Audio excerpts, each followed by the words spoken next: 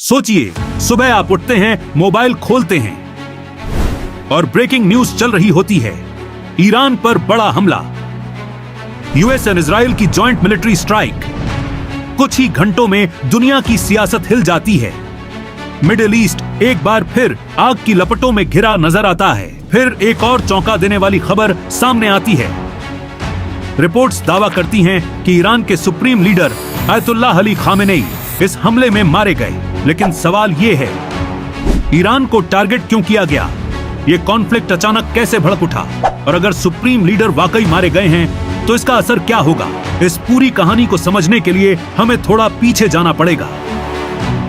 ये जंग कल शुरू नहीं हुई। इसकी जड़ें 1979 के ईरानी रिवॉल्यूशन तक जाती हैं। उसी रिवॉल्यूशन के बाद ईरान एक इस्लामिक रिपब्लिक बना, जहां सबसे ताकतवर ओहदा होता है सुप्रीम लीडर का, प्रेसिडेंट से भी ऊपर। तब से यूएस और ईरान के रिश्ते तनाव में रहे। फिर आया न्यूक्लियर प्रोग्राम का मसला।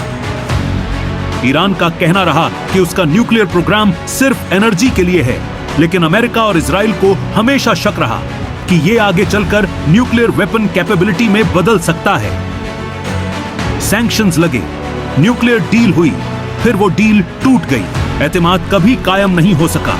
इसके साथ साथ ईरान का असर पूरे रीजन में बढ़ता गया। हिजबुल्लाह जैसे ग्रुप्स की हिमायत, मिसाइल प्रोग्राम की तरक्की और बैलिस्टिक मिसाइल्स जो इजराइल तक पहुंच सकती थी, ये सब इजराइल के लिए सीधा खतरा माना गया। फिर 2025 में ईरान के अंदर हालात अचानक बिगड़ने लगे। महंगाई आसमान छू रही थी, बेरोजगारी बढ़ रही थी, लोग सड़कों पर उतर आए। ये छोटे मोटे एहतजाज नहीं थे, ये मुल्क भर में फैले हुए बड़े पैमाने के प्रोटेस्ट थे। हुकूमत ने सख्ती दिखाई, इंटरनेट बंद किया गया, सिक्योरिटी फोर्सेस तैनात की गईं। ह्यूमन राइट्स रिपोर्ट्स के मुताबिक हजारों लोग मारे गए।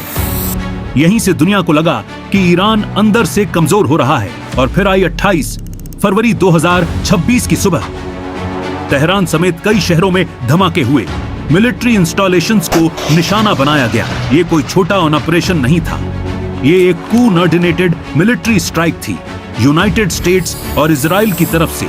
उनका बयान था कि ये एक डिफेंसिव एक्शन है। उनके मुताबिक ईरान के मिसाइल सिस्टम और मिलिट्री इंफ्रास्ट्रक्चर रीजनल स्टेबिलिटी के लिए बड़ा खतरा बन चुके थे। टारगेट किए गए missile launch sites, command centres, strategic base. मकसद था ईरान की मिलिट्री कैपेबिलिटी को कमजोर करना। हमले के कुछ ही घंटों बाद सबसे बड़ा दावा सामने आया। कहा गया कि supreme leader Ayatollah Ali Khamenei का कंपाउंड भी इस स्ट्राइक में हिट हुआ और वो मारे गए। अगर ये खबर सच है तो ये ईरान की सियासत में सबसे बड़ा झटका होगा, क्योंकि सुप्रीम लीडर ही असल ताकत का केंद्र होता है। मिलिट्री, जुडिशियरी, फॉरेन पॉलिसी सब उन्हीं के इशारों पर चलता है। आयतुल्लाह खामेनेई 1989 से इस ओहदे पर थे। उन्होंने ईरान की पॉलिसी को एंटी वेस्ट दिशा दी, न्यूक्लियर प्रोग्राम का खुलकर बचाव किया और अंदरूनी एहतजाज को सख्ती से दबाया। इसी बीच ईरान ने जवाबी कार्रवाई शुरू कर दी। मिसाइल्स दागी गईं, ड्रोन्स भेजे गए, यूएस बेस हाई अलर्ट पर चले गए। इजराइल ने अपना आयरन डोम सिस्टम एक्टिवेट किया। पूरे गल्फ रीजन में टेंशन बढ़ गई। यूनाइटेड नेशंस में इमरजेंसी मीटिंग बुलाई गई। कुछ देशों ने इस हमले की मजम्मत की, कुछ ने इसे सेल्फ डिफेंस कहा। तेल की कीमतें बढ़ने लगी, स्टॉक मार्केट्स में हलचल मच गई। अब ये साफ है कि ये सिर्फ दो देशों का टकराव नहीं है, ये एक ऐसा संकट है जो पूरी दुनिया की इकोनॉमी और सियासत को प्रभावित कर सकता है। आज हम एक ऐसे मोड़ पर खड़े हैं जहां एक गलत कदम पूरे मिडिल ईस्ट को फुल स्केल वॉर में धकेल सकता है। क्या ये कॉन्फ्लिक्ट और फैलेगा?